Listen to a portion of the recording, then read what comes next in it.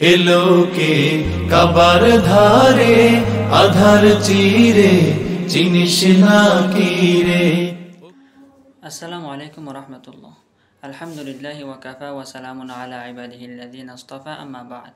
ফাআউযু বিল্লাহি মিনাশ শাইতানির রাজিম। বিসমিল্লাহির রহমানির রহিম।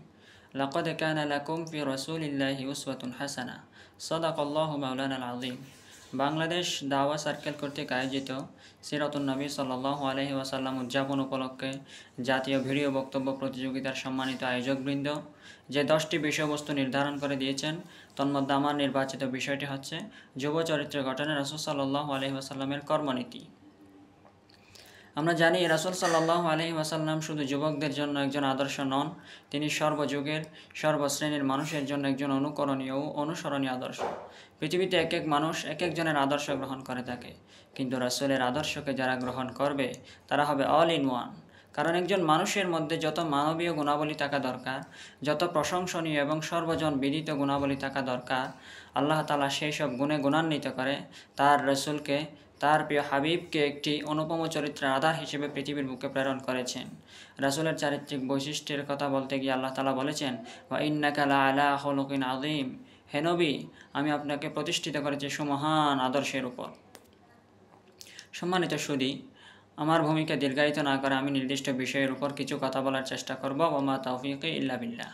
একজন যুবক একটি আদর্শ চরিত্র গঠন করতে রাসূলের বর্ণাঢ্য জীবন থেকে যেসব আদর্শ গ্রহণ করতে পারে, যেসব কর্মনীতি কর্মপদ্ধতিগুলো অবলম্বন করতে পারে, তন্মধ্যে সর্বপ্রথম উল্লেখ করা যায় আল্লাহ তাআলার ইবাদত বন্দেগী করা।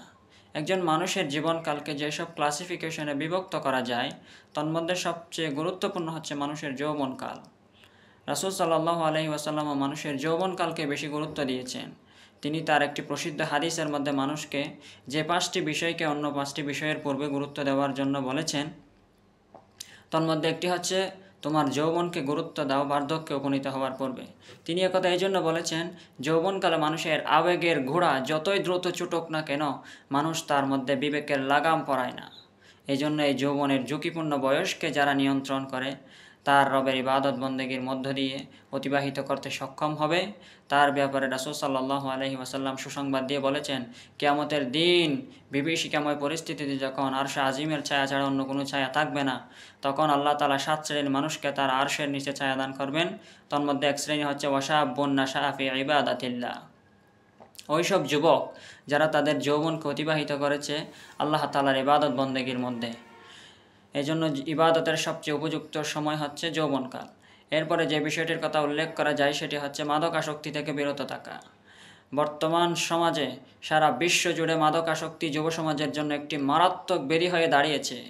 অথচ ইসলাম পূর্ব যুগের আরবরা প্রকাশ্যে দিবালোকে মদ্যপান সহ নানা ধরনের পাপাচার অশ্লীলতায় লিপ্ত থাকার পরেও রাসূল সাল্লাল্লাহু আলাইহি ওয়াসাল্লাম জীবনে এক মুহূর্তের জন্য মাদকের প্রতি আসক্ত তো হননি, বরং তিনি হযরত আবু দারদা রাদিয়াল্লাহু তাআলা আনহুকে উপদেশ দিতে গিয়ে বলেছেন, ওয়ালা তাশরাবিল খামর ফাইন্নাহা মিফতাহু কুল্লি শাররিন। হে আবু দারদা, তুমি মদ্যপান করো না, কেননা এটি হচ্ছে সব ধরনের মন্দের চাবিকাঠি। শুধু মদ্যপান নয়, সব ধরনের অশ্লীলতা থেকে বেঁচে থাকার জন্য আল্লাহ তাআলা কোরআনের মধ্যে ইরশাদ করেছেন, ওয়ালা তাকরাবুল ফাওয়াহিশা মা যাহারা মিনহা ওয়া মা বাতন। তোমরা অন্যায় অশ্লীল কাজের ধারে কাছেও যেও না, চাই তা প্রকাশ্য হোক কিংবা অপ্রকাশ্য হোক। এরপরে যে বিষয়টির কথা উল্লেখ করা যেতে পারে সেটি হচ্ছে সহিহ পদ্ধতিতে বিবাহ করা। আজকের সমাজের মধ্যে যে অশ্লীলতা, জাহেলিয়াপনা, বেহায়াপনা ছড়িয়ে ছিটিয়ে পড়েছে, গোটা সমাজকে কলুষিত করে তুলেছে, এই নগ্নতা থেকে উত্তরণের একমাত্র মাধ্যম হচ্ছে শরীয়ত সম্মতিত পদ্ধতিতে বিবাহ করা। রাসূলের সিরাত অধ্যয়ন করলে আমরা একথা স্পষ্ট জানতে পারি, তিনি 25 বছর বয়সে বিবাহ করেছেন। রাসূল সাল্লাল্লাহু আলাইহি ওয়াসাল্লাম চাইলে আগেও করতে পারতেন, তিনি পরেও করতে পারতেন, কিন্তু তিনি এই বয়সে বিবাহ করে, যেহেতু তিনি আমাদের আইডল, তিনি যেহেতু আমাদের আইকন, এই জন্য তিনি আমাদেরকে দৃষ্টান্ত হিসেবে আমাদের জন্য রেখে গেছেন। আমাদেরকে তিনি বোঝাতে চেয়েছেন যৌবনকালেই হচ্ছে বিবাহ করার সবচেয়ে মোক্ষম সময়। শুধু তাই নয়, রাসূল সাল্লাল্লাহু আলাইহি ওয়াসাল্লাম হাদিসের মধ্যে বলেছেন, ইয়া মাশারাশ শাবাব, হে যুবক সম্প্রদায়, মান ইসতাতা মিনকুমুল বাআ, তোমাদের মধ্যে যার বিবাহ করার সামর্থ্য আছে, ফালইয়াতাজাওয়াজ, সে যেন বিবাহ করে। ফাইন্নাহু আগাদ্দু লিল বাসার, কেননা এটি হচ্ছে দৃষ্টিকে হেফাজত করে। ওয়া আহসানু লিল ফারজ, এবং লজ্জাস্থানের হেফাজত করে। ওয়ামাল্লাম ইয়াস্তাতিহ, আর যার বিবাহ করার সামর্থ্য নেই, ফা আলাইহি বিসসাওম, তার উচিত রোজা রাখা, ফা ইন্নাহু লাহু উইজা, এটি হচ্ছে তার প্রবৃত্তিকে দমন করার একমাত্র মাধ্যম। এরপরে যে বিষয়টির কথা উল্লেখ করা যেতে পারে সেটি হচ্ছে দিন কায়েমের প্রচেষ্টা করা। আল্লাহ তাআলা পৃথিবীতে যত নবী এবং রাসূল পাঠিয়েছেন তাদের মধ্যে অধিকাংশকে তিনি নবুয়ত দিয়েছেন যৌবনকালে। একথা অনুমান নির্ভর কোনো কথা নয়, তাদের জীবনের উল্লেখযোগ্য যে ঘটনাবলী রয়েছে এখান থেকে আমরা স্পষ্ট জানতে পারি তারা যে মানুষকে দ্বীনের দাওয়াত দিয়েছেন, তাওহীদের প্রতি লোকদেরকে দাওয়াত দিয়েছেন, তারা কিন্তু যৌবনকালে করেছেন। সমাজ থেকে অশ্লীলতা, বেহায়াপনা, সমাজ থেকে সমাজের অনাচার অবিচার দূর করেছেন তারা যৌবনকালে। শুধু নবী রাসূলগণ নয়, তাদের যে সঙ্গী সাথীরা ছিলেন সাহাবায়ে কেরাম রিদওয়ানুল্লাহি তাআলা আজমাইন, তারাও সবাই ছিলেন যুবক। ইসলামের প্রথম দিকে যারা ঈমান আনয়ন করেছেন, রাসূল সাল্লাল্লাহু আলাইহি ওয়াসাল্লামের প্রতি সাহায্যের হাত প্রসারিত করেছেন, রাসূলের মনে প্রেরণা জুগিয়েছিলেন, তারাও ছিলেন যুবক।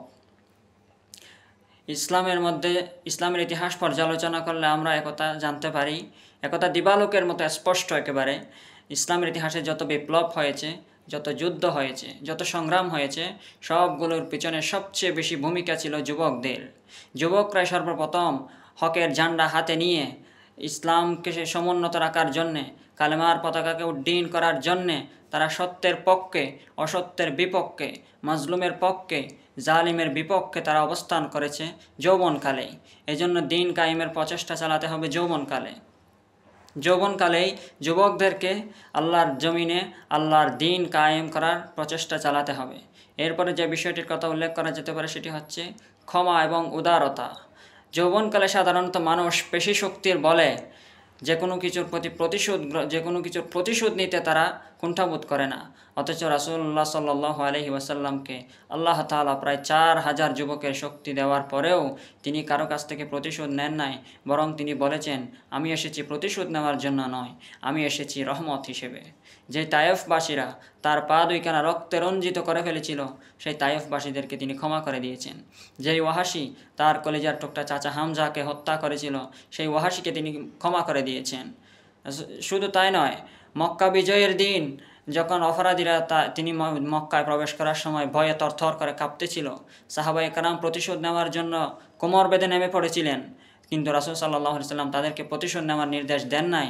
তিনি অপরাধীদেরকে জিজ্ঞেস করেছিলেন, মা তারাউনা আন্নী ফাইলুম বিকুম, তোমাদের সাথে আমি কেমন আচরণ করবে বলে মনে হয়?